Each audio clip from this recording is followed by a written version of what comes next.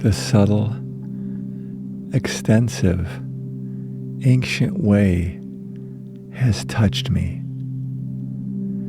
I have realized it myself. Through that ancient way, the sages, the knowers of Brahma, also go to the heavenly sphere after the fall of the body, being freed even while living. This beautiful verse from the Brihadaranyaka Upanishad. The ancient way is a path extending from our own humanity to God. This subtle inner path has many stops and degrees of gradation. In some areas, it is level and smooth. And in other areas, it passes through difficult terrain. Its course may run through the glaring stretches of a desert, or along the sharp curves and bends of precipitous mountains. In spite of all these obstructions, we have to journey determinedly along this ancient way which leads to God. This ancient way of spirituality is lit with bright hopes, but it also has dark pitfalls. It is a difficult but awesome road to climb. Those who have succeeded encourage us to proceed patiently and cautiously, and warn us never to ignore the directions. They believe that we can reach our goal. We can know God in this very life. The highways and byways of ordinary life run in circles. They seem to lead nowhere. And when a seeking mind discovers that worldly existence is only a treadmill and worldly pursuits are futile, all urge us to aspire to spiritual awakening. But what is spiritual life? A life centered in God. And it is not an unusual life. According to the attitudes we develop and the manner in which we live, our life on earth can be spiritual or non-spiritual. We are spiritual when the divine enters our thoughts, our actions, our desires, emotions, and our aspirations. Then the divine is not distant or theoretical, but a living God who guides our lives. The first pitfall, then, on the path to God is confusion about the meaning of spiritual life. Spiritual life is, in essence, to realize the divinity within us and to manifest it in our daily life. It is not about digesting spiritual materials or doing certain practices or rituals. A few basic requirements are necessary for effective and deep spiritual living. First, we must have the faith that the goal we seek does in fact exist. There is a supreme, unchanging truth, a reality that is the foundation and the operative power of everything that exists. And we must believe that behind this world's flux, there is a cosmic energy, a cosmic intelligence, and love, and unity that is God. Though difficult to see at an early stage of the journey, it is necessary to believe that God can be experienced here and now. This divine being is the supreme object of our love, our everlasting friend and companion. Somehow, we must develop and strengthen this faith. The nature of God is infinite. God manifests herself in endless ways. Therefore, the manifestations of God are various. God can be impersonal, without name or form, or personal, with name and form. She may become an avatar, a divine incarnation, like Rama, Krishna, Jesus Christ, and Buddha. And one should not be dogmatic about God's nature. We should let everyone have his or her conception of God. The Upanishads tell us that Brahman is both saguna, meaning with attributes, and nirguna, without attributes. And we can experience God on both of these levels. The second pitfall, then, is lack of faith. How do we acquire faith? Spiritual teachers say the best way is through holy company. We need to seek those who are living in direct communion with God. We can witness in their lives the proof of God's limitless knowledge and love. Our weak notions about God become enlivened by holy company. Holy company also includes reading the scriptures from all religions, because they are records of the direct spiritual experience of holy men and women. When we read the Upanishads, the Bhagavad Gita, the Bible, the Quran, and the sacred books of all religions, we catch a glimpse of spiritual truths. They speak of the joy, peace, and strength of spiritual life. When we read these accounts in the scriptures, our faith grows. Another kind of faith is also necessary: faith in ourselves. Swami Vivekananda said, "First develop faith in yourself, then faith in God will come." Doubt is another serious pitfall along the way. It is the great obstruction in spiritual life. It limits our capabilities, and we have to work to eliminate this doubt. Our individual's mind, body, and energy have limitations, but power and knowledge can be developed. There are great potentialities deep within the recesses of our own mind.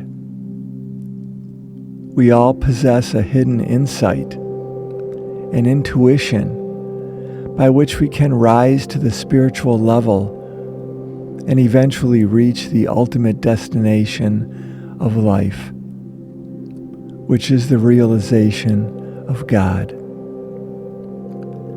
We should therefore always be careful that our faith, both objective and subjective, is being nurtured. A living and loving interest in spiritual life is an essential requirement. a joyful, enthusiastic attitude while actively following the directions given by one's spiritual teacher is necessary to avoid the pitfalls along the way. A joyful, enthusiastic attitude also develops purity of character. Actually, the self, the essential truth of our own nature, is ever pure. It is a spark of the divine. Until we realize that inner divinity, of course we make mistakes. But these mistakes indirectly help us in our search for God. A healthy attitude is to be cautious and to decide not to make the same mistakes again. As we grow purer, we are less likely to make mistakes and lose our way, and less likely to fall into the pitfalls. We develop an attitude of renunciation, and we increasingly feel the Lord's presence in our hearts and our minds. Now, renunciation is just a spiritual attitude. It is not the abandonment of home, family, children, education, or job. Rather, renunciation is a joyful disregard for undesirable attachments for the sake of God. The heart will be made pure with the development of this attitude. As Jesus said, "Blessed are the pure in heart, for they shall see God." People are normally very attached to their egos and think, "I am such an important person." There is some pleasure in this egotistic feeling. But when we come to spiritual life, we have to give up this false pleasure. If there is too much egotism, it will obstruct our spiritual journey. Since we cannot give up the ego altogether, it has to be spiritualized. And this is part of the work that we do in purifying the chakras. To achieve this, we must undertake various spiritual practices. For example, the regular practice of meditation, prayer, japa, contemplation, and spiritual studies is extremely necessary. Only earnest seekers will succeed. There is no room for half-hearted attempts here. Not following a regular routine of spiritual practice is a serious pitfall. The quality of our effort in these practices determines the nature and course of our progress. No one can succeed without practice and perseverance. We should also avoid the pitfall of despair and confusion by seeking guidance from experienced people. Their counsel, in addition to the Holy Scriptures, is our roadmap. Every phase of life, practical and spiritual, requires guidance. So in order to proceed along the path safely, it is wise to stop now and then and seek instructions from an experienced guide, rather than pushing on blindly. Too much pride in ourselves, with an unwillingness to learn from others, is a stumbling block. Another pitfall is our impatience. After hearing or reading about the blessings of spiritual life, we become eager to have those experiences immediately. When we begin to practice a little meditation for several weeks or so, and nothing remarkable happens, and we feel frustrated, then doubt comes, and we may impatiently say, "Oh, maybe I'll try another method." This impatience is the wrong attitude and a treacherous pitfall. You know, Sri Ramakrishna used to say that if you want to dig a well, you have to dig in one place. And you have to dig deeper and deeper in that one place. Upon receiving proper instructions from an experienced spiritual teacher, we should continue our spiritual practice with great care and persistence. Our interest in spiritual life should be genuine and deep, not superficial or shallow. A superficial mind cannot consistently adhere to anything. A person may have a little spiritual experience and then think, well, that's enough. But such people only fool themselves. Our spiritual pursuit cannot have sincerity and depth if we remain attached to sense pleasures. The mind will remain on the levels of tamas and rajas, leading it restlessly outward.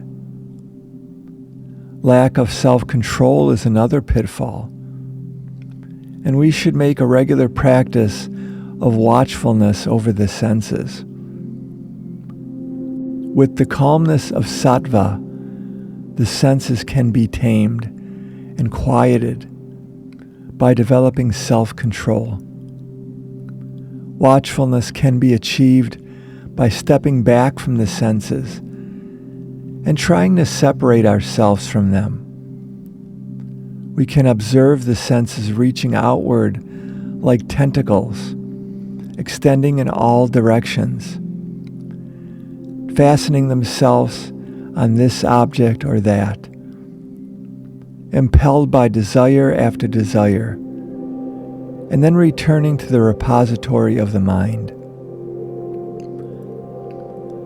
Through an awareness of the movements of the mind, we can filter out non-spiritual thoughts and ideas before they strike and contaminate the mind. We can avoid pitfalls by observing what is approaching the mind through the senses. Another spiritual pitfall is vain and excessive intellectualism. Spiritual life is not words. It is one's own personal experience. When these spiritual practices become an integral part of our lives, and when we have made noticeable progress, particular pitfalls will naturally be avoided and must be avoided. We must be sensitive and aware of the vain ego. The vain ego will enter, demand applause, and claim, "I am such a remarkable person. Everyone notices how special I am." We should be on the watch for this kind of egotism. These are some of the roadblocks that can be expected along the spiritual way. Let us be conscious of these pitfalls, my friends. But we need not be fearful. We have only to be cautious and prepared. If we have intense faith and are humble and sincere and patient, we need not be afraid of any pitfall. The spiritual path is a sure path, and it will lead us to our destination, God. even in this life. Namaste.